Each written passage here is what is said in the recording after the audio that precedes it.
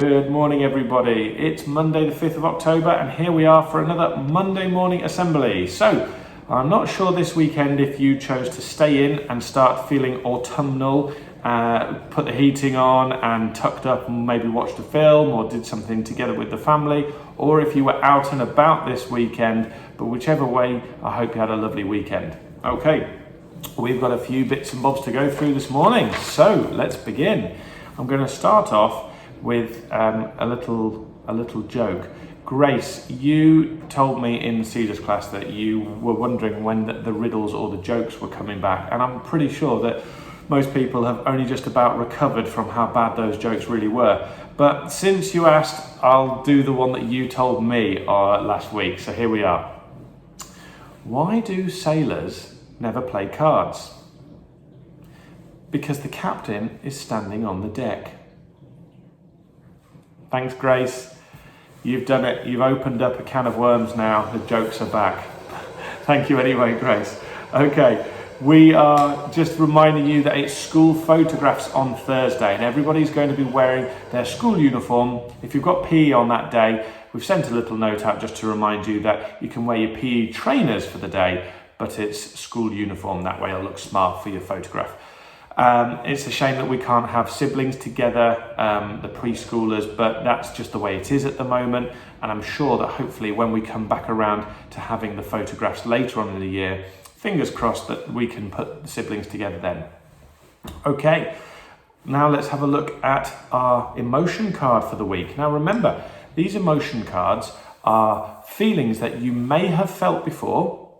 You might not be feeling them right now, or you may yet have not felt like these altogether. But each week we look at a new one, and then you can understand the feeling that goes with the word, and you can understand the good bits about them, the bad bits about them, and what it means to feel like that. Because the more you understand your feelings, the better you are at dealing with them. So this week, the feeling or the emotion card is boredom and feeling bored. We can all feel bored sometimes. I bet you can all remember a time that you felt bored. Hopefully you're not feeling bored right now, but well, you know, what are you going to do about it if you are? Carry on watching and keep concentrating. So boredom comes really when you feel as though you've got nothing exciting to do or nothing exciting to look forward to. And actually, it's a feeling that you can totally control. I think one of the saddest things I've ever heard a child tell me is when they grow up, they can't really think of what they want to be. And that, to me, goes with boredom, is when you feel a bit bored, you don't really have a target or a goal or something to look forward to.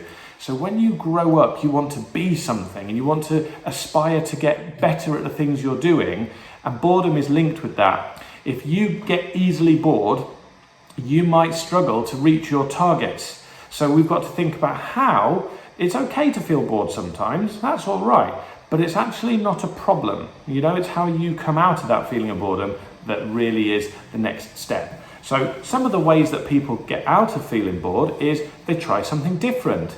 If you carry on doing things exactly the way you've been doing them, of course you're going to end up feeling a little bit bored because it's repetitive. So you've got to try and find a new angle and do something differently. Or maybe you've got to connect with something or somebody or some different people. You've got to try and act a bit differently around people. Maybe there's a person in your class, you might be feeling a bit bored, I don't know, at playtime some days. That's because maybe your friend's gone off and played a different game that you didn't fancy playing. Well, why don't you go and look for somebody that you haven't connected with in a little while? Because that could be a new game waiting to happen. You'll never know about it if you don't go and ask them. We've talked about setting targets. Setting a target for yourself is saying, where do you think you want to be at the end? How do you think you'll know if you've done really, really well? And then other ways to deal with boredom, really, sometimes you just got to put up with it. You know, if you're on a long car journey and it's going to take you about 4 hours to get somewhere, there's no escaping it. You've got to just put up with it. And then if you break yourself up into little chunks and you say, right, well, I've done an hour here, so I've only got 3 hours left, eventually, you know you're going to get there in the end. I think it's just if you realise that boredom doesn't last forever, that's part of the battle as well. So our feeling this week is boredom, and you're not allowed to feel bored at school. If you are, something's going wrong. Okay, now I want to update you on Harry's bike ride for charity. Now this has picked up a little bit of steam. So Harry, if you remember, was going to be riding in 10 days, 81 miles, and he was doing that to raise money for Greg's Fund, and it has gone through the roof. £605 so far, and Harry, I think, has only been doing it for a week. Now, if you work out how much Harry's got to cycle a day, he's been very busy this weekend. So I think on Saturday, he rode 20 miles on Saturday. And then yesterday, he did another big stint. And if you have a look at some of the photographs, you'll see that he's got a bit of a gang and a bit of a following now. There's some really lovely photos of the team out there together. I think my favourite picture is the one where Harry's got home and you can see all the mud up his back, and you can see Tilly deciding whether she should let him in the house or not. So I hope you did get back indoors, Harry, to get cleaned up. But if you have a look at the amount that Harry's raised there, £605, that is a phenomenal amount of money. So a big thank you to everybody who's already donated, and a huge well done to Harry, because you really got the bit between your teeth on this one, Harry, and it's going to be a huge amount of money that's raised towards it. So well done to you.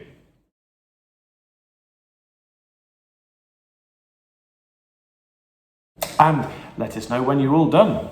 So, as you know, we have a few new members of the Sibsy family that are joining this week, and we have Miss Armstrong and Miss Chick who've started today. So, welcome to you two, and I hope you're having a lovely first day and getting to know the children. Miss Armstrong starting in the Pines class, and Miss Chick starting in Poplars, and then Miss Padley is starting tomorrow in Cedars class. So welcome to the three of you, and we hope you look forward to getting to know the children over the next couple of weeks.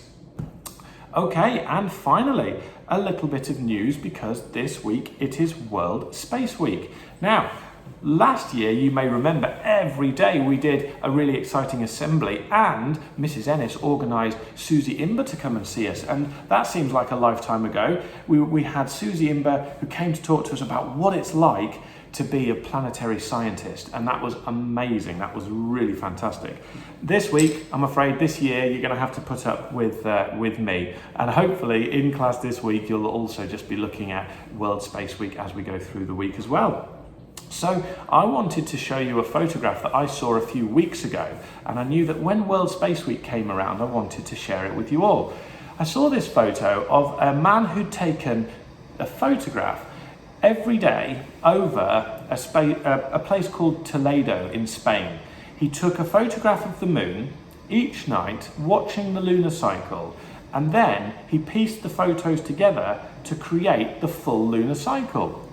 So we know that the moon orbits around the Earth, and it takes about 27.5 days. The full moon cycle takes a couple of days longer. And what I'm going to show you now is a few pictures, and then I'm just going to read through some of the information so that you can understand what actually happens. Because I remember being at school and learning about waxing moons and waning moons and gibbous moons, and it was really hard to remember. But actually, if I can show you these pictures and talk through it at the same time, you'll find it's not that hard at all. Okay, so when you have a new moon, that's the start of the cycle. And the new moon, it's when the moon is between the Earth and the sun. Wherever you are on Earth must be slightly different to other people in different countries, so it really does depend where you live on the planet. But let's say we're doing it from our place in Sibsy, okay? So the new moon is where we can't see it at all because it's totally covered in shadow. The moon is facing the sun. It's been illuminated by the sun because, as you know, the moon doesn't create its own light, even though sometimes it looks like it does. But you can tell that you see the side that's in full shadow. Then the moon will travel around in different phases. So during the first quarter, you're going to see half of the moon's illuminated side, and then you're going to see half of the moon's shadowed side. And then the same is true in the third quarter later on, but it's all reversed, isn't it? So when the moon appears full, that's basically halfway through the cycle, and you get to see the full illuminated half of the moon, while the side that's covered in shadow faces into space. After that full moon then, the moon carries on its journey back to the original position between the Earth and the sun, and that's when a new moon is started. So it takes 29 and a half days for the moon to go all the way round on its journey. Remember, it's a fixed journey, a fixed orbit. It goes the exact same journey every month or every 29 and a half days for it to go. And then you can see the words waxing and waning. And all that means is when it's waxing, that's the first part, the first phase where you get to see more of it. And when it's waning, that means it's getting weaker or reducing, so you get to see less of it. So if you can remember that waxing means you're getting to see more, and waning, you're going to see less of it, then that's quite an easy way to remember it. And I'll just go back to that original photo because I really like the way that the photographer took all those photographs and pieced them all together, and you can see them over a really beautiful city. I think that's a really nice way to see the orbit in a real photograph. Okay, that is it from me for this morning. I hope you have a lovely Monday.